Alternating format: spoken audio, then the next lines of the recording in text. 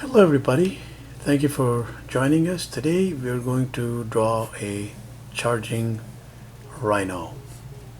So if you have your pencil all set or your pens, we're going to do some framework. We had a bit of this prepared. So how we go about this is a nice oval like that, another oval behind, another oval, and yet another oval, essentially in those sizes. So what that helps do is form the framework for the rhino that we're going to put down. So we have one oval, two, and nice and big, three. And actually that's actually four ovals because we have the head right around here. So we're going to go piece by piece and just put our boy together here. The pencil here. So we can go also Google Images to see different ways in which and angles in which rhinos are either photographed, or there's even hand-drawn imagery online. So those are the nostrils and small eyes right here. Essentially, rhinos, due to the horn and also in great part due to their hides or their skin, which looks like armor, are considered hostile, but they really are not. They are actually like shy and laid back animals who just want to be left alone. And it's either predators or it's either poachers or human beings who, well, they come to watch them in their habitat, and just like we would not want trespassers to come and look at us in our moments of privacy, rhinos, I guess, don't appreciate that either. What we're just doing is doing some casual tones here. So that is just a generic rhino head, not any rhino in particular, although this is pretty close to the black rhino, which is a favorite version, personally speaking, and which is native to Africa for the most part anyways. So they're also in like Southeast Asia, but there's a lot in Africa. But speaking of that, as fierce as these animals could become when they are themselves intimidated by the presence of predators or human beings, these poor animals have long been facing the challenge of survival from poachers who hunt them primarily for this, which is their horn. It is their key mechanism of defense. And before we delve into that, we will just mention that we're just taking, as we said, one piece at a time. So rhinos have this like dermis layer of skin, which is almost like 5 to 7 centimeters thick, and it is an instant like defense mechanism right there.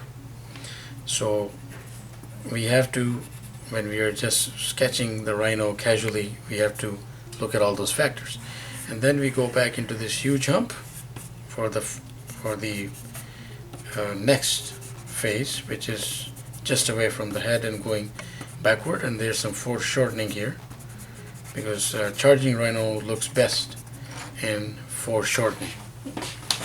We'll just check the camera angle here again just to make sure that everything is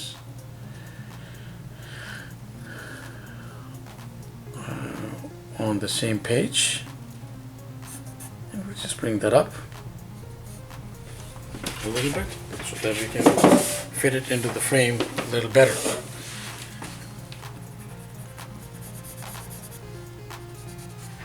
So rhinos essentially are, by the way, that is a foot that is partly raised, and with that whole lot of rhino toes. They're not toes really, but just huge deposits of keratin, just like our fingernails.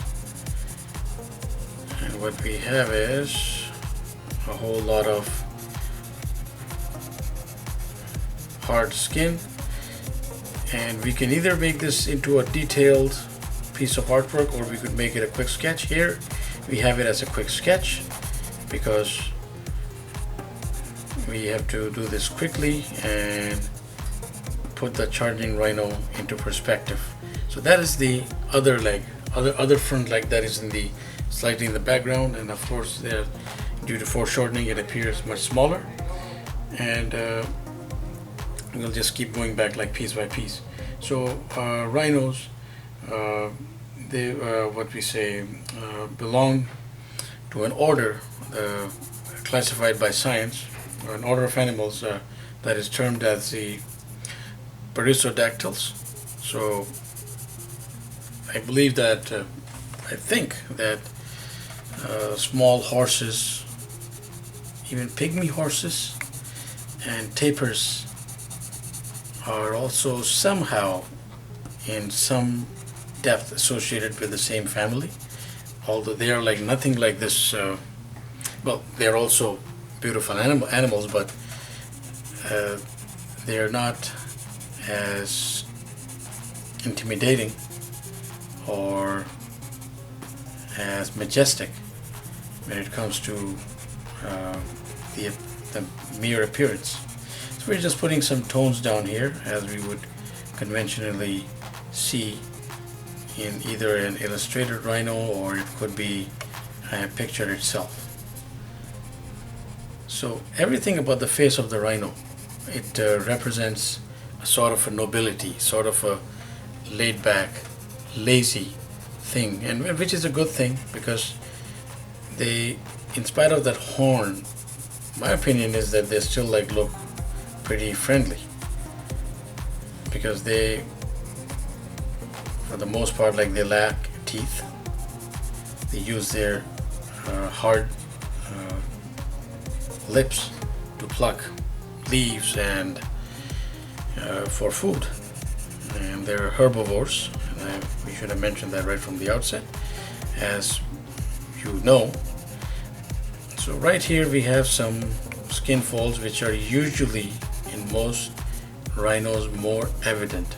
Some of them are also infused with the rib cage. So rhino is actually like rhinos are like super muscular.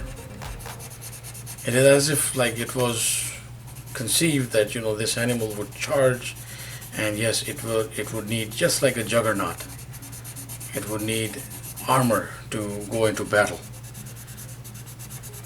And the upper body is like even more reinforced, but in certain rhinos the lower body also appears to have a ton of dermis layer concentrated up to, like, as we mentioned, 6-inch thick, or 5-inch or 6-inch deep, let's say, to form this automatic hide through armored hide right through.